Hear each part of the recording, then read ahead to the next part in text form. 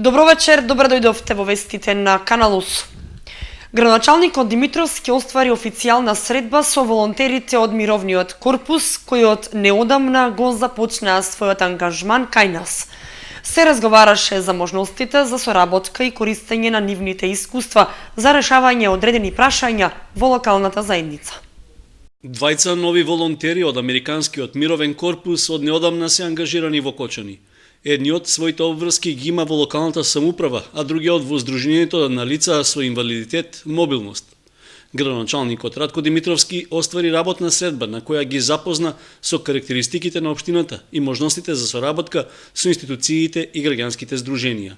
Досегашните искуства од ангажирањето странски волонтери кај нас се позитивни, при што се реализирале неколку проекти за што се добиени грантови од странски финансиски фондови.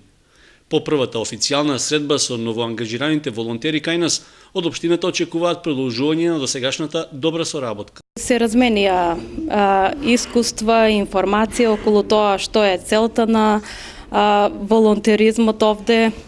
Се надеваме на успешна соработка и се надеваме дека ќе направиме еден спој помеѓу невладиниот сектор и општината и ќе работиме заеднички на решавањето на одредени проблеми, поготово од областа на социјалната заштита, културата, од областа на помагањето на лицата со инвалидитет и така натаму. На средбата на која присуствуваа и представници од Сдруженијето Мобилност, беше речено дека во соработка со волонтерот од Мировниот корпус кој е ангажиран кај нив, веќе произлегла иницијатива за реализирање одредени проекти. Еден од нив е реконструкцијата на просториите на Сдруженијето со можност да се користат средства од странство, за што од општината беше дадена согласност. Иако средбата со волонтерите и членовите на Сдруженијето Мобилност требаше да се одржи во кабинетот на градоначалникот Димитровски, во последен момент таа беше преместена во салата на Советот. Причината е тоа што општинската зграда нема соодветен пристап за лицата со инвалидитет. Зградата на општинската администрација е недоволно пристапна за лицата со пречки во движењето и за телесните инвалиди. За нив посетата кај градоначалникот е практично невозможна без ангажирање туѓа помош и дополнителен труд од неколку лица. Тоа беше и причина што средбата на Димитровски со волонтерите и представниците на Сдруженијето Мобилност мораше да се премести во салата на Советот, иако претходно се најавуваше дека ќе се одржи во градоначалничкиот кабинет. Таквото решение се покажа како порационално, иако не треба да биде практика што ќе се применува во иднина. За да се стигне до вториот кат на кој се сместени канцелариите на градоначалникот и председателот на Советот, потребно е да се поминат повеќе скали, што се вештачка бариера за инвалидизираните лица. Непостоењето лифт или друго техничко решение за полесен пристап практично ја прави општинската зграда нецелосно функционална и ограничувачка за одредена група граѓани. Изградбата на пристапни рампи за инвалидизирани лица на влезот од општината и од кај едношалтерската канцеларија, што се реализираше пред неколку години, беше добар потек. Сепак, со тоа пристапноста е делумно овозможена. Ако архитектонското решение на објектот, што било актуелно пред повеќе децении, е еден од ограничувачките фактори, не значи дека не треба да се размислува во иднина да се најде соодветно решение за пристапност во сите простории. На тој начин ќе се избегнат непријатни ситуации во кои предстрански и домашни представници на граѓански здруженија и институции ќе мораат да се менуваат плановите во 5 до 12. 215 слободни работни места на располагање во Агенцијата за вработување во Кочани. И статистички и во пракса, најголема понуда за работа има на ниско квалификуваните профили. Стапката на невработеност во земјава во третиот квартал од годинава изнесува 28,7%. Во однос на претходниот месец бележи намалување од 0,1%, кога бројот на невработените лица изнесувал 274.969. Стапката на активност во третиот квартал од годинава изнесува 57,3%, а активното население во земјава брои 957.417 лица. Најмногу вработува преработувачката индустрија, како и земјоделскиот сектор. Бројот на слободни места во Агенцијата за вработување во Кочани во моментов е 215. Најбарани топ 10 дејности во земјава од страна на работодавачите се продавач, рударски работник, шивач, шивач на текстил, келнер, работник за едноставни работи нераспределен на друго место, магационер, возач на такси, градежен работник со традиционални материјали и работник на едноставни работи при изработка на градежен материјал.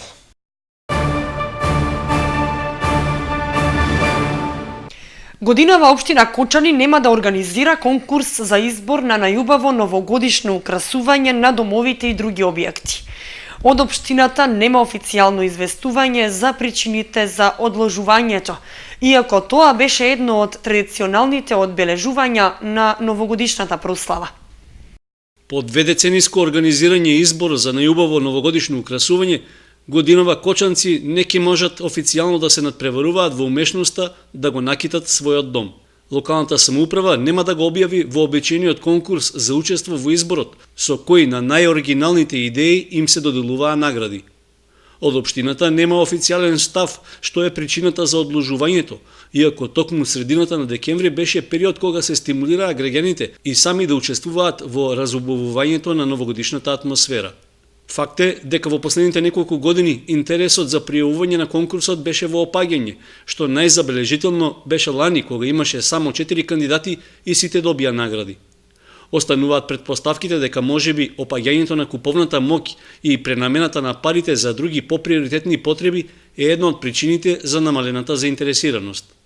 Од друга страна, и наградите што ги доделуваше општината беа скромни и нестимулирачки, со оглед на минималниот буџет што се издвојуваше за таквата намена.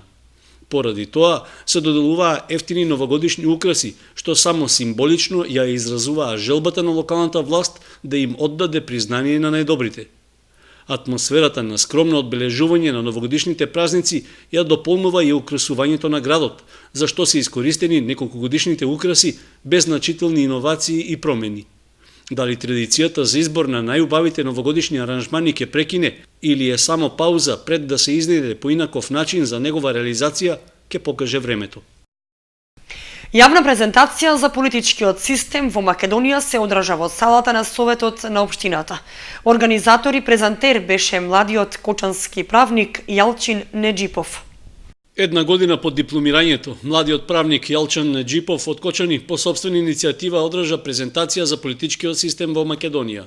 Идејата потекнала од потребата да се објаснат околностите на современото општествено живење кај нас, за што поддршка добил и од општина Кочани и од Националниот демократски институт. На презентацијата присуствуваа вработени од општинската администрација, од невладините здруженија и граѓани, претежно од ромската етничка заедница. Според Неџипов, презентацијата била една од можностите да се објасни македонскиот политички систем, но и да се направи споредба со системите во други земји. Се однесува за современиот македонски политички систем, можно да направиме и една анализа за другите системи, да видиме каде сме и што сме. Ке имаме надоврзување за надлежности на институциите овде и граѓаните да си ги знаат кои се надлежности на институциите и во каде да се обратат за своите проблеми. Значи, доколку е проблемот адресиран до Министерство за финансии, да знаат дека е за финансии, доколку е за економија, да знаат дека е за економија. Односно да си ги знаат точно адресите. На презентацијата беа објаснети одделни покарактеристични обележја на македонскиот политички систем, кои посебно ги засегаат граѓаните во локалната заедница. 24-годишниот Јалчин Неџипов минатата година успешно го одбрани својот дипломски труд на правниот факултет. Со тоа се стекна со звањето дипломиран правник на насоката јавна администрација, што за прв пат му успеа на еден млад човек од ромска националност на факултетот во Кочани.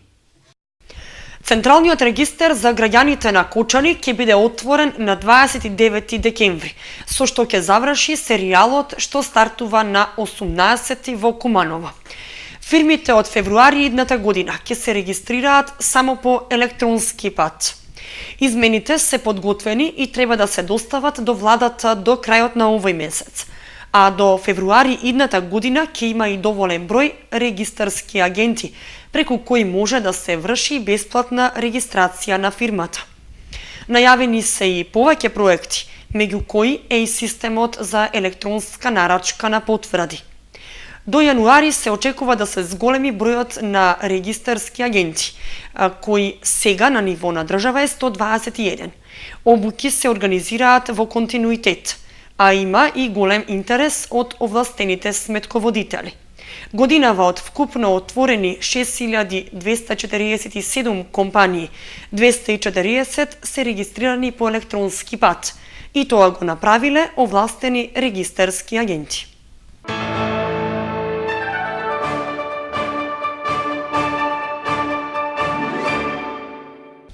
Најмладите во Виница на креативен начин ја изучуваат сообраќајната култура. Полицијата со акции на терен се доближува поблиску до граѓаните.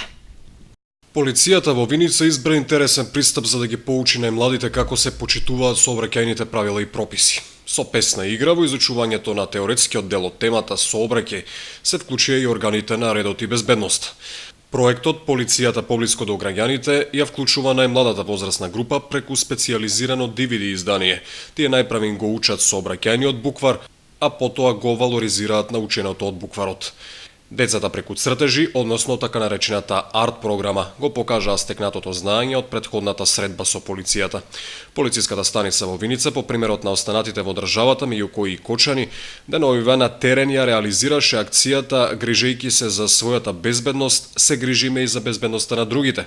Со овој апел беа поделени преку 100 приврзоци за клучеви на возачите низ Виница. Тие преку директна комуникација со учесниците во сообраќајот укажуваа на неопходноста од почитувањето на сообраќајните правила со акцент на најчестите прекрашоци кои ги прават возачите: брзината, возењето под дејство на алкохол, недржење правец и страна на движење, како и користење на мобилен телефон.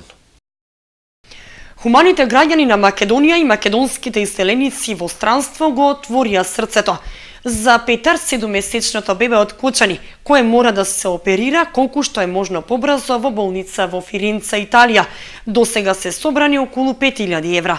Не достигаат двојно повеќе со оглед на тоа што за оперативниот зафат во Фиренца и за престојот до опоравувањето се потребни 15.000 евра. Петар, поради малформација на хранопроводот, се храни преку сонда, која преку папокот е поврзана директно со желудникот. Ваквиот начин на одржување во живот на бебето му предизвикува тешки проблеми. Се задушува, постојано кашла, повраќа.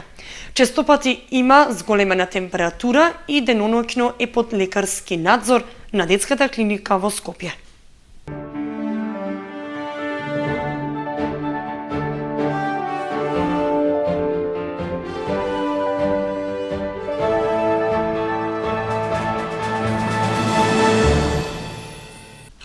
Следува информацијата од спортот. Последното коло ќе го решава победникот во училишната кошаркарска лига.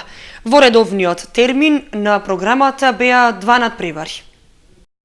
Одиграно петото коло во училишната кошаркарска лига во машка конкуренција. Во интерес е надпревар што во регуларниот тек заврши нерешено 35-35.